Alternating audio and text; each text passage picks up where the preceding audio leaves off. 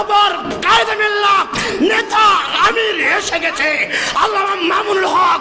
তার নেতৃত্বে বাংলাদেশ থেকে সকল নাস্তিকদেরকে একটা করে ট্রান্সফার করার সময় এসেছে।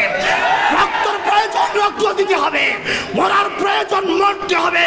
যারা নেতৃত্ব দিতে পারেন থাকেন, যারা পারবেন না চলে যান।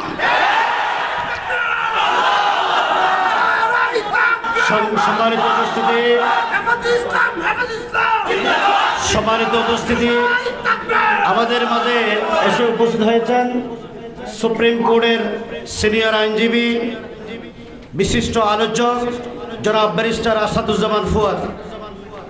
সম্মানিত উপস্থিতি, এবার আপনাদের সামনে বক্তব্য রাখবেন কারা নির্যাতিত মজলুম আলেমে দ্বীন মাওলানা মুফতি ফখরুল ইসলাম। আসসালামু আলাইকুম ওয়া রাহমাতুল্লাহি ওয়া বারাকাতুহু। আমি বাংলাদেশের একজন নাগরিক,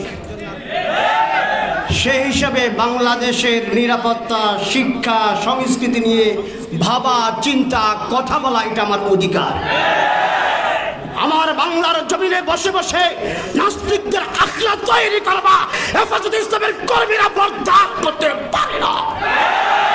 আমরা বাংলাদেশে আরেকজন সরকার চাই না, তাসলিমা নাসরিন চাই না। বাংলাদেশে আমরা হাফিজ হুজুর তৈরি করতে চাই। অতএব বসে থাকার সময় নাই আমাদের।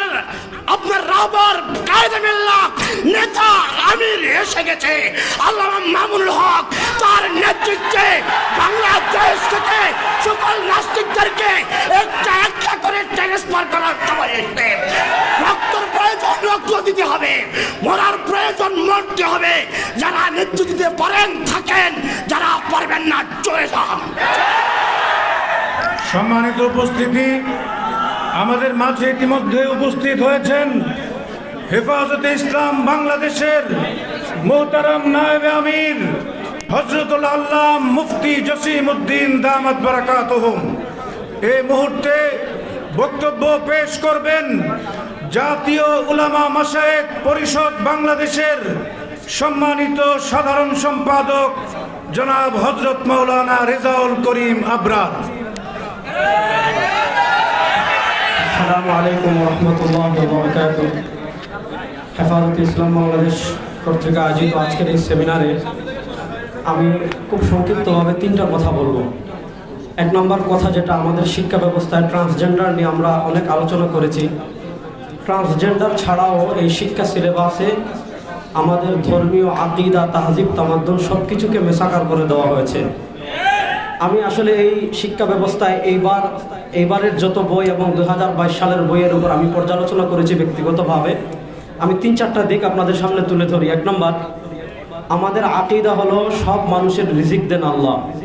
আমি আপনাদেরকে একটা বক্তব্য শোনাই। ইবতেদায়ী 4র্থ শ্রেণী, এটা আলিয়া মাদ্রাসার শিক্ষা ব্যবস্থার ইবতেদায়ী 4র্থ শ্রেণী, বইয়ের নাম হলো বাংলাদেশ ও বিশ্ব পরিচয়। এটার 68 নম্বর পৃষ্ঠায় তারা আল্লাহর ব্যাপারে আমাদেরকে কিভাবে নেতিবাচক আকীদা আমাদেরকে ছড়াচ্ছে। এখানে লিখেছে, অনেক মানুষ বিশ্বাস করেন সৃষ্টিকর্তা মানুষ বেশি সন্তান নেয় কেন, এটার জন্য আল্লাহর উপর কিভাবে দোষারোপ করছে শুনেন। ধর্মীয় কারণ, অনেক মানুষ বিশ্বাস করেন সৃষ্টিকর্তা যেহেতু আমাদের সৃষ্টি করেছেন, তিনি খাবারের ব্যবস্থাও করে রেখেছেন, ফলে তারা অধিক সন্তান জন্ম দেওয়ার সমস্যার কথা ভাবে না।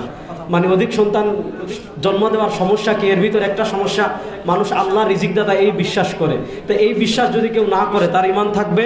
তাহলে এটা হলো একটা মাদ্রাসা শিক্ষা বই আল্লাহর প্রতি নেতিবাচক ধারণা ছড়ানো হয়েছে। এর চেয়ে আরও মোটা দাগে কয়েকটা সমস্যার কথা আমি বলি। আপনি 2022 সালের যে বইগুলো রয়েছে আর 2024 সালের যে বইগুলো রয়েছে, এগুলার কয়েকটা বিষয় আমি আপনাদেরকে দেখাই।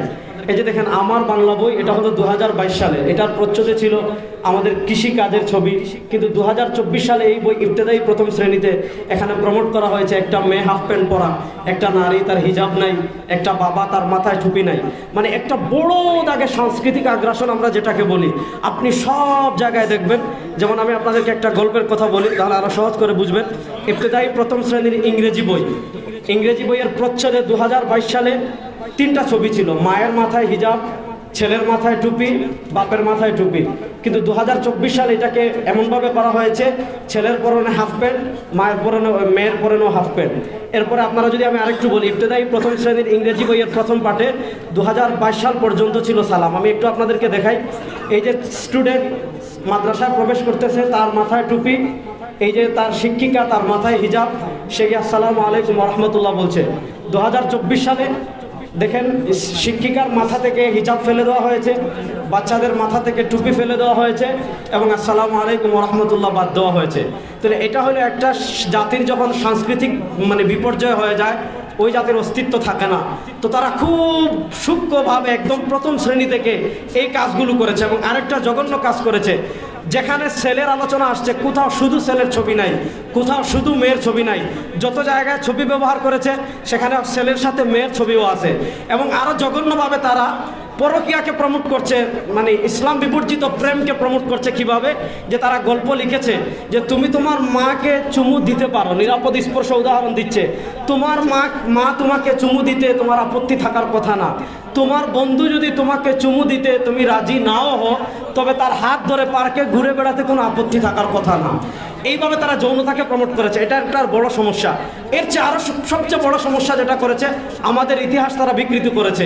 ইতিহাসের নামে আমাদের শাসক যারা ছিলেন, আমাদের মুসলিম শাসক ছিলেন, তাদেরকে লুটতরাজ, তাদেরকে গনিমতের মাল আত্মসাৎকারী, হিন্দুদের সম্পদ দখলকারী, এইভাবে তারা পেশ করেছে। এজন্য আমি আমাদের মুহতারাম নেতৃবৃন্দ যারা আছেন, মজলুম বাংলাদেশের একমাত্র শহীদি কাফেলা হেফাজতে ইসলাম বাংলাদেশের নেতৃবৃন্দের কাছে আমার অনুরোধ এটাই থাকবে যে এই যে শুধু বিবর্তনবাদ বা শুধু ট্রান্সজেন্ডার, এটার উপর আলোকপাত না করে মৌলিক যতগুলো সমস্যা আছে, এটা যদি আমরা তৃণমূলের মানুষের কাছে পৌঁছাতে পারি, আশা করি একটা ফায়দা আসবে। আসসালামু আলাইকুম ওয়া রাহমাতুল্লাহ।